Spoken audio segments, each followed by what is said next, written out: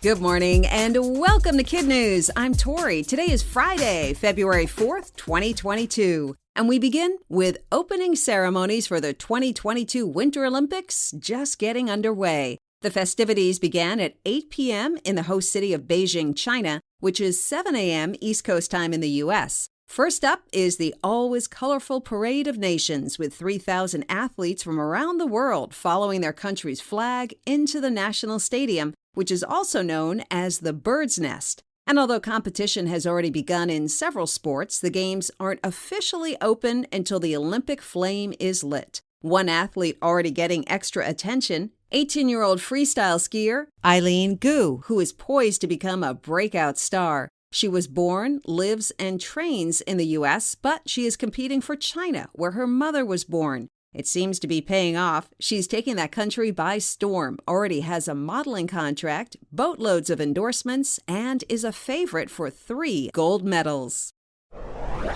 More trouble for Facebook. For the first time ever, the company reported a drop in daily users. Mostly, analysts say, because young people, like yourselves, have gone elsewhere for social media. The company also made less money from ads than it expected, which didn't sit well with investors. According to the Wall Street Journal, Facebook lost more than $232 billion in stock value yesterday, the biggest single-day plunge in Wall Street history. Why did the chicken cross the road? Apparently, to get to the Pentagon. Earlier this week, a nervous hen was caught clucking around a Department of Defense security checkpoint near the nation's capital. The bird, which has brown feathers and a red comb and wattles, is a Rhode Island red. A local shelter asked for naming suggestions, and she'll now be known as Henny Penny, one of the names given to the chicken that thinks the sky is falling in the Chicken Little stories. Some names that didn't make the cut: Chick Cheney, Henrietta Kissinger, Hentagon, and Colonel Sanderson. No one knows where Henny Penny came from, but we do know where she's going. She's been adopted by an animal activist and will live out her days on a small farm in Western Virginia.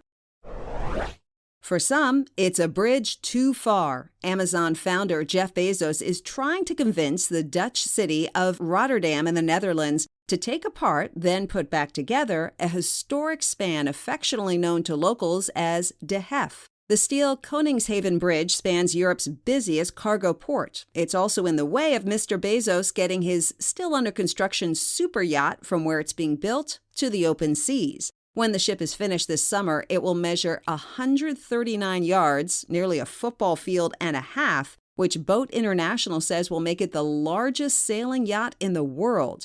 The length isn't the issue, though. The masts are. They stand 229 feet, much too tall to pass under De Hef for its maiden voyage. Details of the possible deal aren't known, other than the city has said if it agrees, it will not be footing the bill to take the bridge down or put it back up. Lots of adults have a hard time wrapping their heads around non-fungible tokens, but not a 12-year-old from London. Benjamin Ahmed has taken his flair for creating cartoonish online avatars and turned it into a crypto wallet worth nearly $1 million.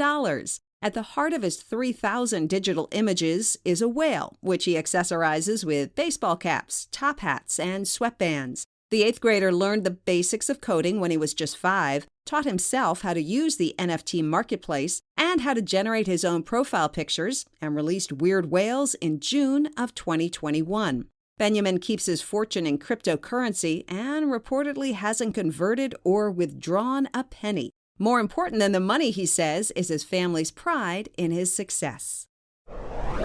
That's it for KidNuz. Now, today's KidNuz quiz. What officially begins today in Beijing, China?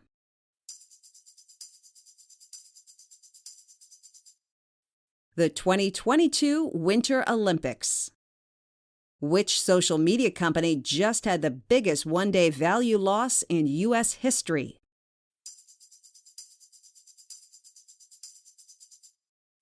Facebook. Jeff Bezos has asked what city to dismantle and rebuild a bridge so that his yacht can pass through.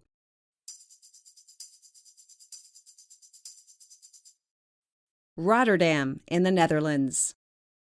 An 8th grader from London is making a fortune in what?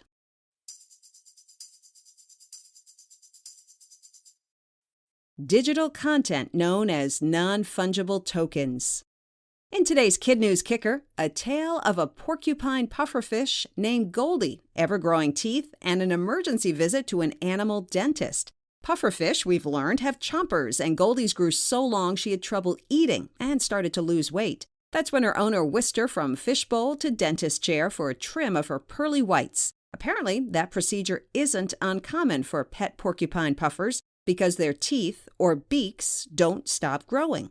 In the wild, those choppers grind down naturally from munching on hard-shelled meals, but Goldie's daily cockle feast apparently couldn't keep up. The vet and nurse were able to file down Goldie's ivories without triggering the puffer's iconic defense move by holding her in a wet towel and pumping oxygenated water and an anesthetic through her mouth. She's now back home in her tank, spry as ever, and from the looks of it, feeling her smile. Before we go, we want to shout out our KidNuz teachers and their classrooms, starting with Mrs. T at Friendship Elementary in Buford, Georgia, Mrs. LJ at Edison High School in San Antonio, Texas, Mrs. Hahn at Abbott's Creek in Raleigh, North Carolina, Mrs. Russell at Sanders Corner in Ashburn, Virginia, and Mrs. Haney and Mrs. C and their ESC class at Huff Street in Barrington, Illinois. Thanks for listening. Please remember to check out our Week in Review quiz on our website, www.kidnuz.org, and we'll see you back here for more Kid News Monday morning.